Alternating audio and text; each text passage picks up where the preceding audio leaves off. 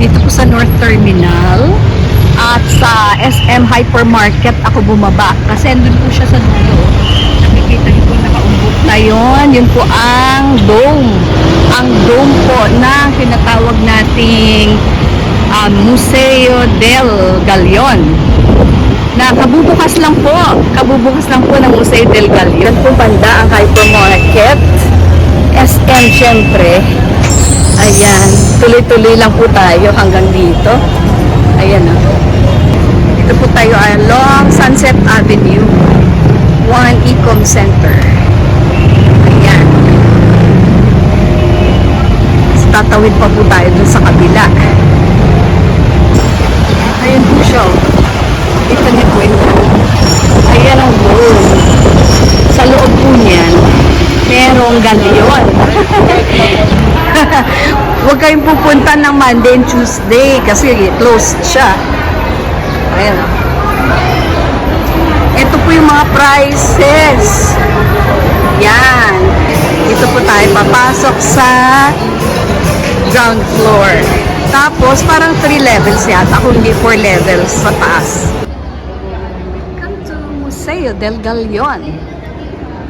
Welcome to the Museum of the Galion. That's the meaning. So, may we be reminded that looking to the past is essential to preparing for the future. Sabi po dito, that the oceans are what unite us and could bring us closer together, even if we are literally oceans apart from each other. So, ito po nakalagay, the Museo del Galion was conceived by the late lawyer, educator, and statesman, Senator Edgardo Angara, whose visionary leadership bore fruit in the 2010 Dia del Galion Resolution of the United Nations and the 2014 groundbreaking of this museum. O, diba? That's very important.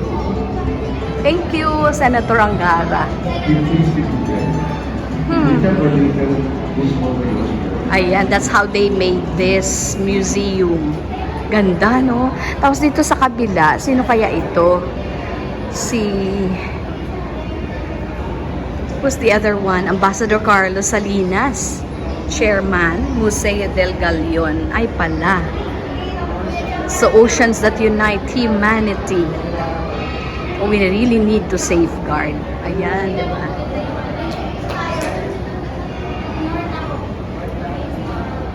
Ganda talaga. San Miguel Corporation talaga. Okay. Museo del Galion. Ayan, salamat po. Yeah, here's my ticket. Thank you. Let's go to the directory first. Over there. First, second, and third floor.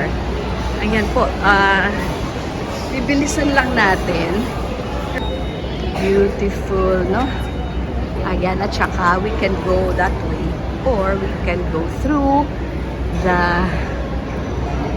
escalator or through the elevator. Ayan, that's beautiful. So, ayan po ang balangay. That's the balangay. And one with sails, yan po ang galyon. So, syempre, skyline. You have the stars up there. Okay, there you go. We will be going up to check, to see the real galleon. Alam niyo po ba, ang paggawa ng galleon takes, and they are actually using, yung iba, forced labor. Tingnan niyo po, 3, 4, 5 ang sails, no? May mga sail sila kasi talagang at that time travel was done using sails. May mga sail talaga, so they made use of weavers as well. So may mga weavers, nakikita niyo po yung anchor na nandoon. Yung mga first na galleons were actually made in Cavite. How many trees were felled in order to make one galleon? So approximately mga 2,000 trees were felled. So usually, dito sa sa Mindoro nila kinukuha yung mga trees na yan. Kasi hardwood yung mga yan, hardwood.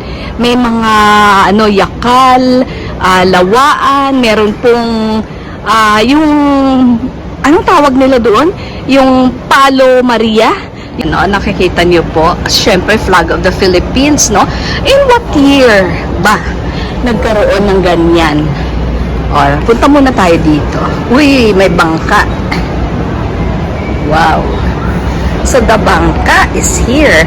So, immersive po talaga itong experience natin, no?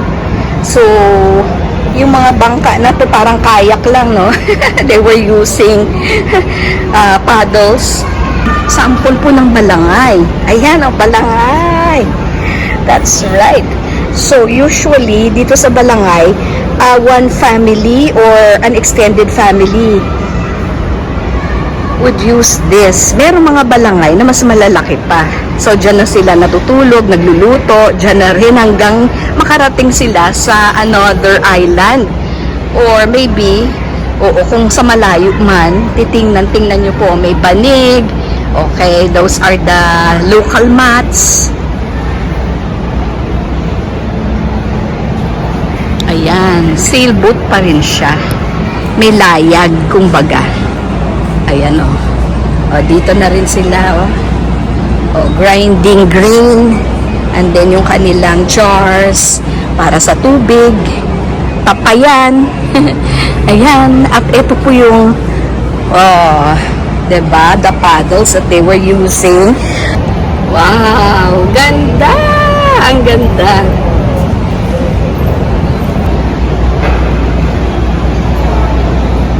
Meron po siyempre mga cannons like this. Kasi although ano siya na mga ships, cargo ship, they have to defend it from pirates. They need to fight. They need to defend the cargo that they have there. So nakikita niyo po yun, no? Marami, no? 1, 2, 3, 4, 5. Actually, alternate, may window, tapos may cannons. Talagang dito po sa Cavite, ginagawa ang mga boats na pero yan. Pero kinukuha po yung mga hardwood coming from the Visayas, usually doon po sa Mindoro. So, they needed so many men to work on this. Kailangan maraming trabahante. We're working on them.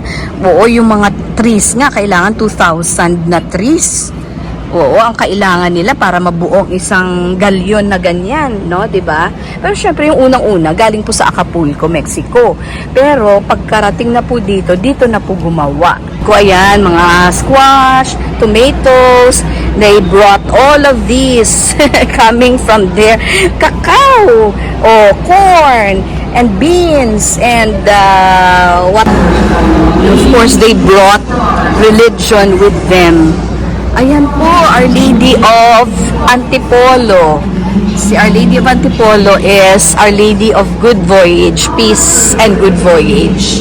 No, hindi po siya nasunog, but it's actually the wood that was used.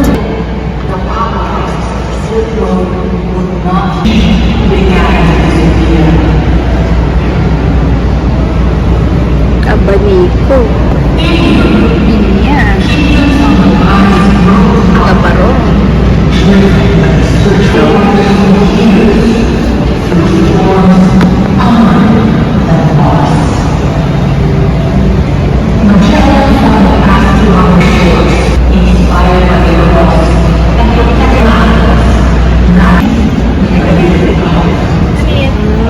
Spices sa ginagamit pang cake. Pepper po siya parang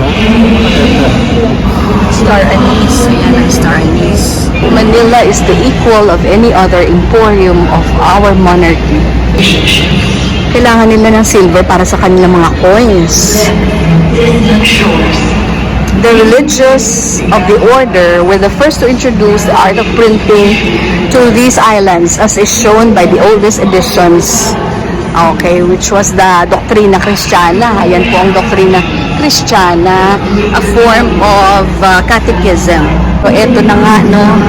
So, part iyan ng ating history talaga. Inaakit na tayo sa next floor. Second floor pa lang po ito.